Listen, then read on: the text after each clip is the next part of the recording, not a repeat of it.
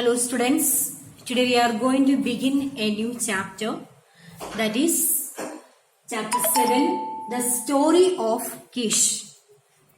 Chapter 7, the story of Kish. So before we begin the chapter, let us know something about the author. The story of Kish. Jack London was an American author, journalist and social activist who was born and brought up in and around San Francisco. So who is the author of the story of Kish?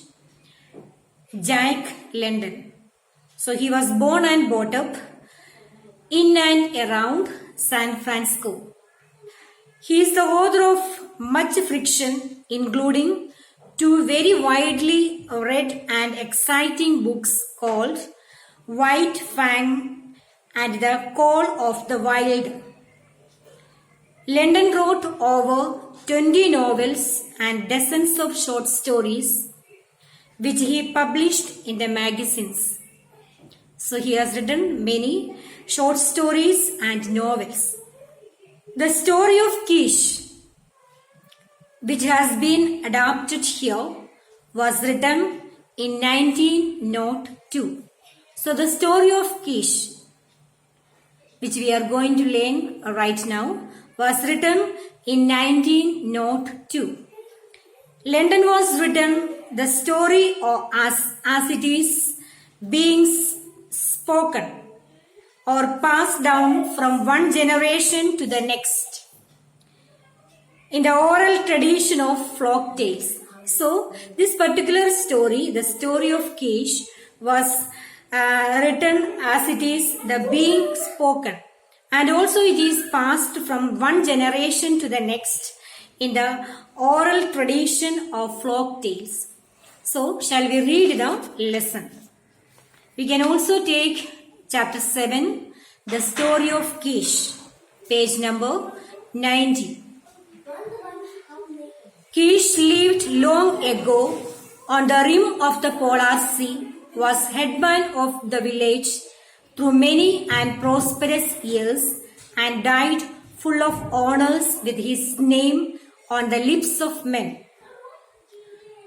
So long ago did he live that only the old men remembered his name and the tale which they got from the old men before them, and which the old men to come will tell their children and their children's children and their children down to the end of time. So here we see the story of Kish. Kish lived long ago on the rim, means an edge or a border of the Polar Sea. So Kesh lived long ago on the border of the Polar Sea, was the headman of the village. We see in this chapter. He was born long ago on the border of the Polar Sea, and he was the headman of his village. He lived many prosperous years and died with respect and honor. And every man remembered his name. That is what we see in the chapter.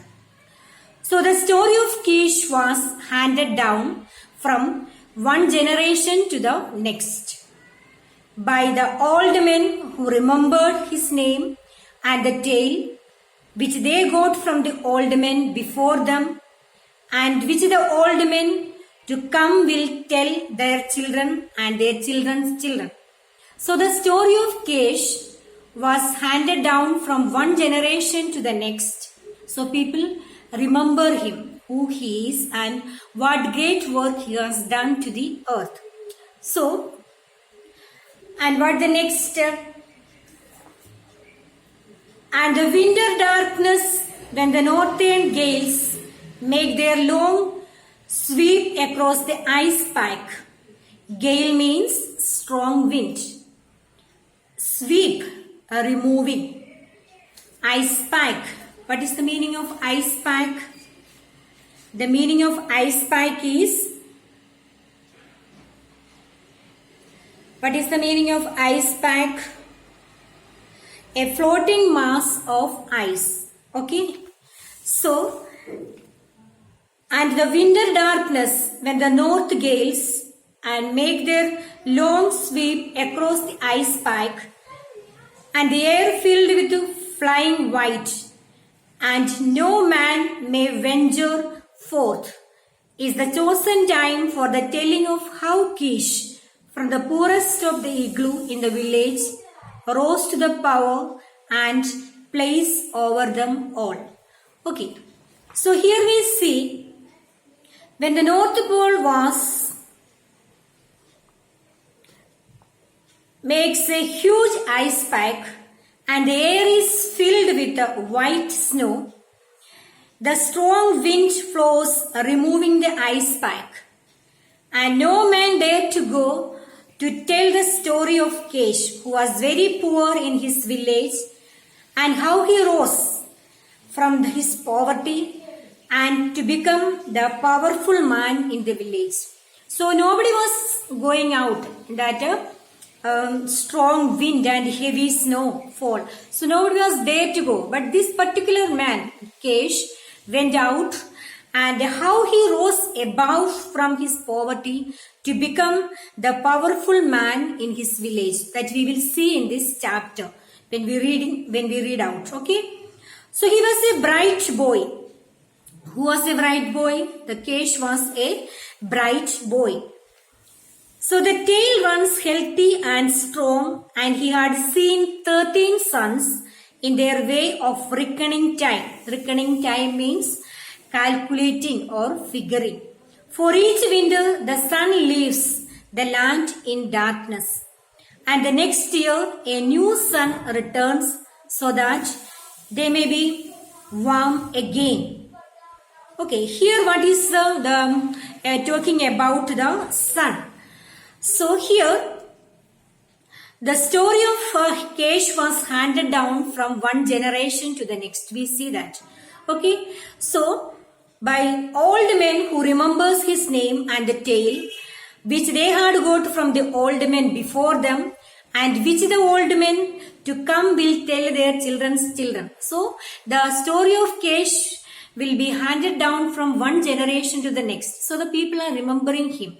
And the sun, what the sun is talking about here, as the sun leaves the land in darkness each winter and returns the next year. Okay, so the people calculate each year as a new sun, and hence the author has used the expression, he had seen 13 sons. Who had seen? Kesh. That means he has used the word 13 because Kesh was then 13-year-old. He was then 13 years old. He took the great tragedy. He went out to kill the polar bear. Okay, to search for the food. So here the North Pole means the sun rises for 6 months, and the rest 6 months it is dark. So they count here. The sun leaves the land in darkness in each winter and returns the next year. They count 1 year. And they calculate each year as a new year. That is what we see here. Okay. As the sun leaves behind the darkness each winter and returns the next year, the people calculate as a new year, and hence the author, he used the expression, he had seen 13 years. That means he has the 13-year-old he is. Okay. So the next line, the father of Kesh had been a very brave man. So here the writer is telling that the father of Kesh had been a very brave man, but he had met his death in the time of famine. What's the meaning of famine? A time where there is very little food, famine. Okay. When he sought to save the lives of people by taking the life of a great polar bear. In his eagerness, he came to close grapples with the bear, and his bones were crushed. But the bear had much meat on him, and the people were saved. Kesh was his only son, and after that Kesh lived long alone with his mother. Okay, so what is written here? Book was the father of Kesh. So who was the father of Kesh? Book. Book was the father of Kesh. At the time of famine means there was no food, the scarcity of food. He tried to save his people from a great polar bear. He tried to save the people from the great polar bear, but was eventually killed by the bear. So how the Kesh's father died? He was killed by the polar bear. So then he went out in search of food. So that time the polar bear he was eventually killed by the he was finally killed by the polar bear. He was very brave man. So now who was there living alone? Kesh was the only son. Kesh was the only son of his parents, and that Kesh lived now alone with his mother. So now father is died and mother and son they both are alone. But the people forgot the deeds of his father. So what the people did? They had forgotten all that the father has done for them. The book had done on them. And being but a boy, only his mother, they too were swiftly forgotten, and ere long came to live in the meanest of all the igloos. So the people had forgotten the great deeds of his father. So and they were living alone in a small igloo. That is what the story tells. So the father and the mother and the son were living alone in the small igloo. So then what happened? It was at a council one night in the big igloo of Kloshkwan, the chief, that Kesh showed the blood that ran in his vein. With the dignity of an elder, he rose to his feet and waited for silence. Okay, so now the council meeting was going on. Okay, so we see here the father of Kesh had been brave man, but he had died hunting the food. Kesh was his only son. So one night, the village council in the big igloo of Kloshkwan, the chief, Kesh was there. He listened everything what they were speaking and waited for his turn.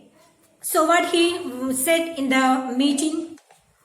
It is true that meat be apportioned me and mine. Apportioned means divided or allotted. But it is of time, old man, and tough this meat.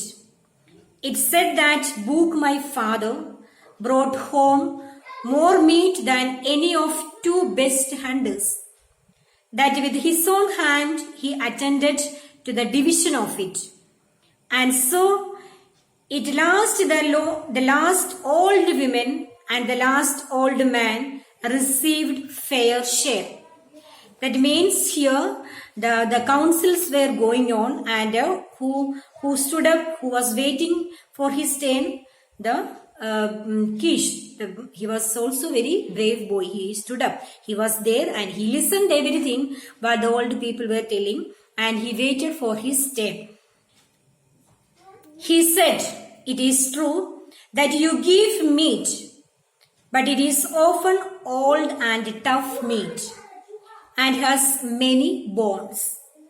Kesh said, my father Book was a great hunter. So while hearing the Kesh speaking, the hunters were surprised. This was child speaking against them. A child talking like a grown-up man. So they didn't like, the old people, they did not like Kesh spoken. Okay, so he said that Kesh said, my father Book was a great hunter.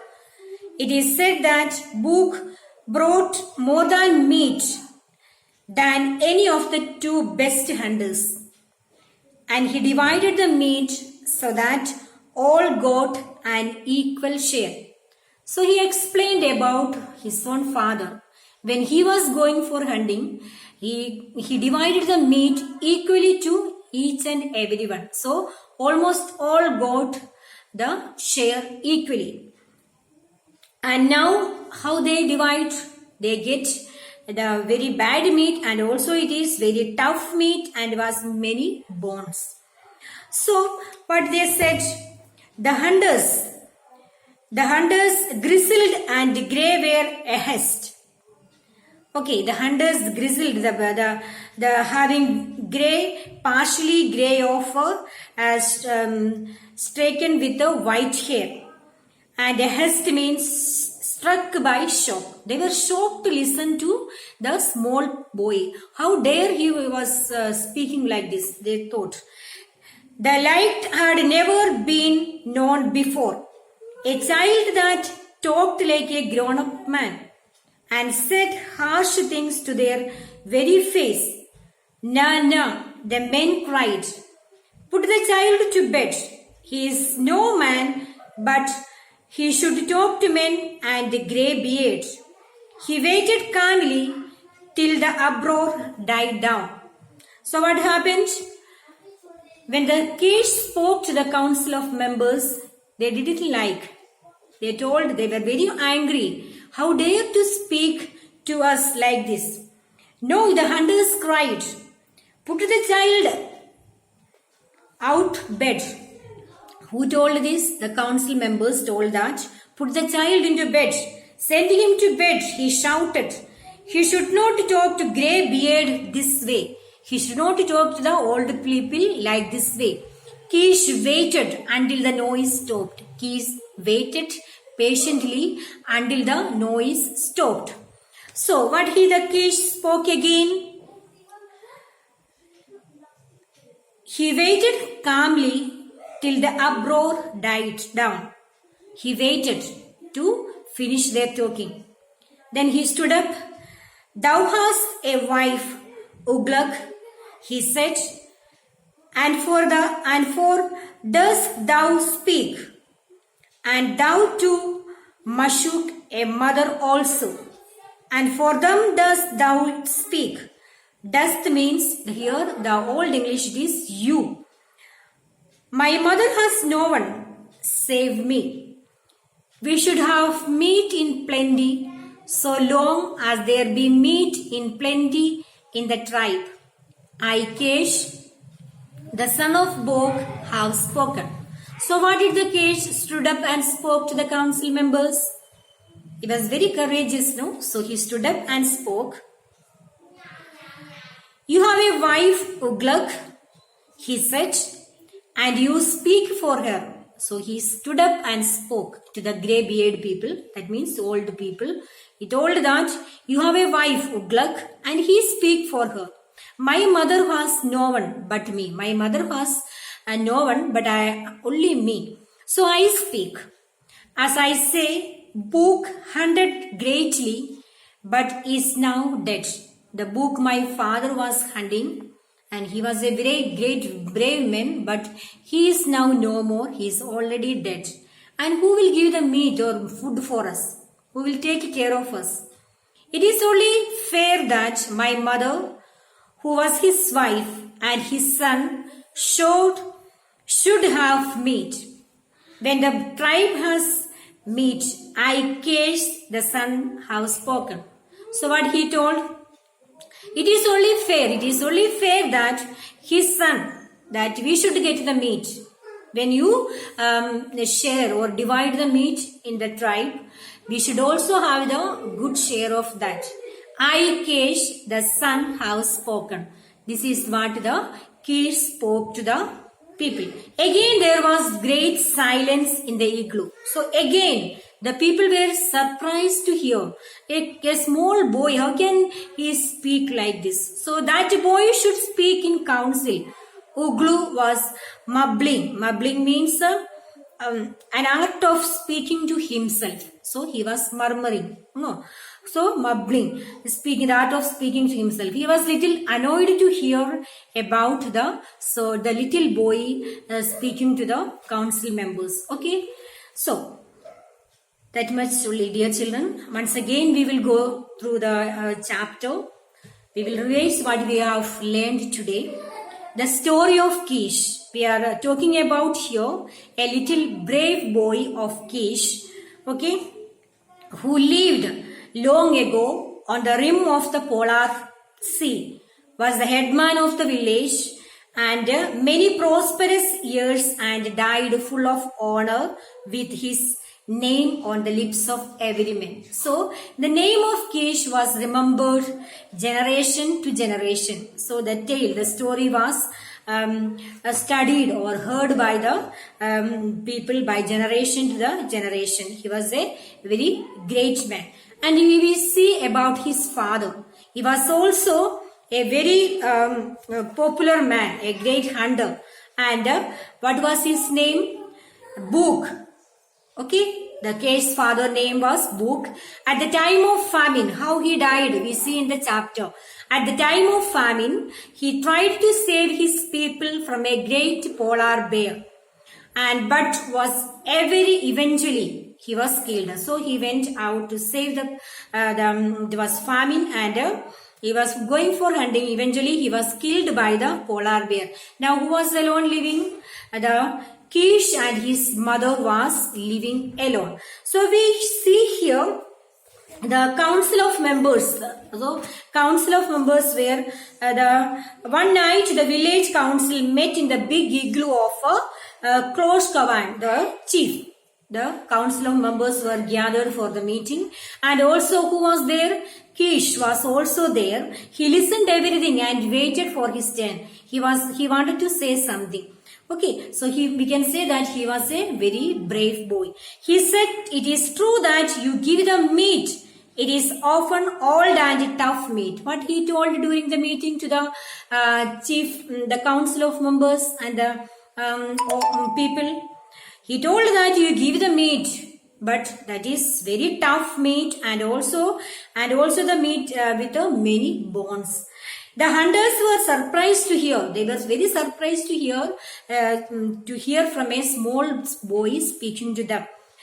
A child talking like a grown-up man. Kesh said, "My father Book was a great hunter, and he said that Book brought home more meat than any of you."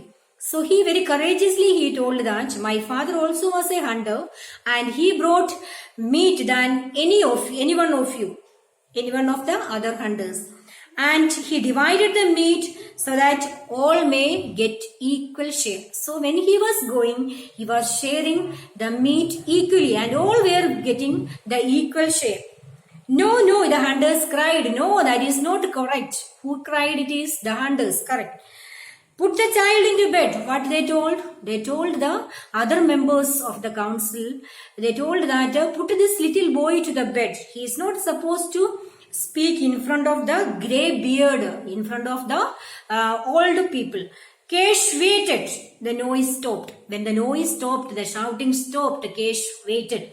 He wanted to say what he wanted. He was a very courageous, very brave boy. So he told the council of members, "You have a wife. You also have a wife," said Look. He said, "And you speak for her. You have a wife and you speak for her. And my mother has no one. My father is already dead and gone, and we have nobody to speak for us. I have only my mother. So I stand and speak for my mother." So what he said, it is only fair that you have to divide the meat equally, fairly, divide the meat fairly to the other. And the son should have the meat. Everyone should have the meat equally. So I, Kesh, the son of Book, have spoken. I, the son of Book, have spoken. He should divide the meat equally. So again, the people were shouting and yelling, and again the great noise in the igloo. The council ordered Kesh to go to bed. It even talked of giving no food. So what finally they have decided? They were very angry. The council of members were very angry and they told that you should put that little boy to bed. And what punishment they gave? Thereafter, no need to give him any food. That is the story. So we have finished the 2-3 paragraph of the chapter. So dear children, go through the chapter once again. Very simple story it is. You will understand. A few difficult word meanings are there, and also I have written a few. The word to know there is also here. You will be going through the chapter, read it again, understand it, and we will continue the chapter tomorrow. Thank you for listening.